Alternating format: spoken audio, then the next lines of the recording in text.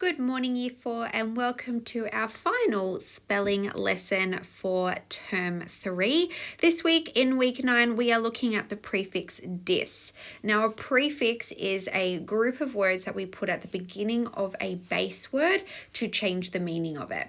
And the prefix dis means the opposite of or the absent of something. So when we add the prefix dis to a base word, we're changing the meaning of it so that it means the opposite of something else, or the removal of something else. So let's get started. Okay, the first word we are looking at today is from the red word column, and it is the word displace. Can you please say displace? Okay, so displace is defined as moving something from its proper or usual position. So we can say that if we removed the prefix dis from the base word place, place means that something has a position or something has somewhere to go. But if you then add the prefix dis in front of it, we have now changed the meaning of the word place, and displace means that we have removed something. So it no longer has a place or it no longer has a position. And you can see that in the little picture in the top right hand corner, it appears that maybe this person has been displaced from their home. So they have been removed from their home. Okay, so the sentence that I have put displace into today is, he is going to displace the plant from the pot. So you could think that if the plant was placed in a pot, it had a home, for instance, and then if it's being displaced, it's being removed. It's being taken away from the pot. Okay, let's look at the sounds and letters we can hear in the word displace. The sounds that we can hear are displace, and the letters that we can see are displace, displace.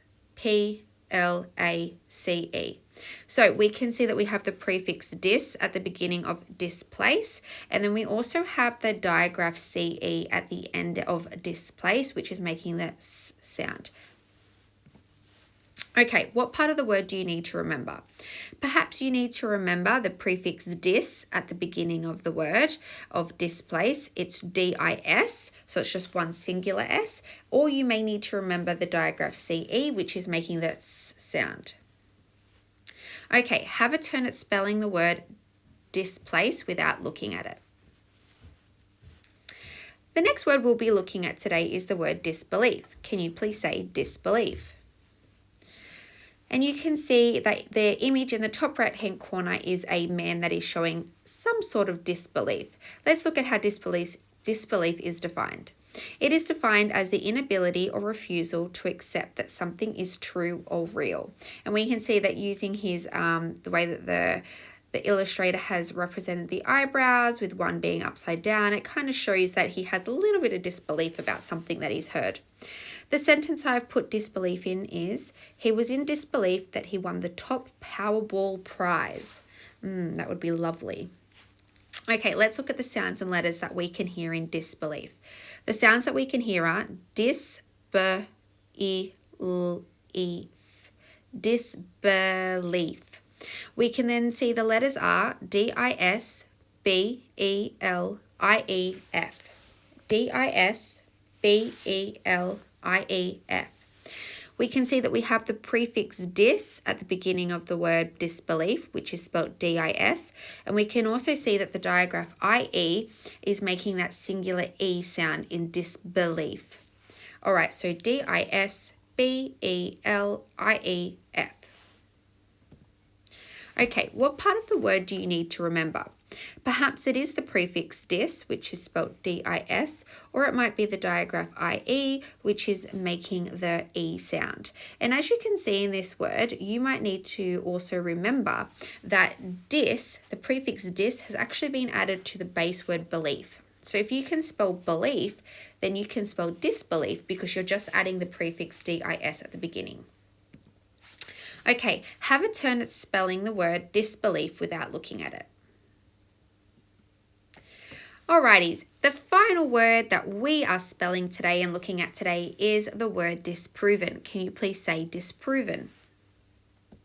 Disproven is defined as proving something to be false or wrong. And we can see in the little illustration in the top right hand corner, it says real or fake. And that's what disproven is. It's where we prove something to be false or wrong. So it says in the sentence, she hoped the diagnosis would be disproven by another doctor. So meaning that it would be proved to be false or wrong. Okay, let's look at the letters and sounds that we can hear in the word disproven. So the sounds that we can hear are dis, p, r, u, v, e, n. Disproven. And the letters that we can see are dis, p-r-o-v-e-n. dis, p-r-o-v-e-n. Disproven. We can see that the base word, the prefix dis, has been added to the base word proven, and proven means that something is correct or true or real. But when we have added the prefix dis to the beginning of it, we've actually now changed the meaning to be the opposite, which means we want to then prove that it's fake or that it's wrong or it's incorrect. Okay, let's look at the parts of the word disproven that you need to remember. Perhaps it's adding the dis prefix at the beginning and remembering that the dis prefix is only spelled with one S, not two. Or it might possibly be that you just need to remember that the van sound at the end is actually spelled V-E-N, not V-A-N. I do know that. Sometimes when I've been marking work that people get a little bit confused there. So it's a D-I-S-P-R-O-V-E-N. Okay, have a turn at spelling the word disproven without looking at it. All right, Year 4, that brings us to the end of our Week 9 mini spelling lesson where we have looked at the prefix dis. Let's look at the words that you'll be focusing on this week. Starting in the red column, we have the words dislike, disown, discover, displace, discard. In the orange column, we have disallow, disbelief, disappear, disconnect, disloyal. In the green column, we have dishonest, dishonor, distrust, disproven, and disobey. And in the personal column, we have correspond, courageous, cylinder, debris, and deficient.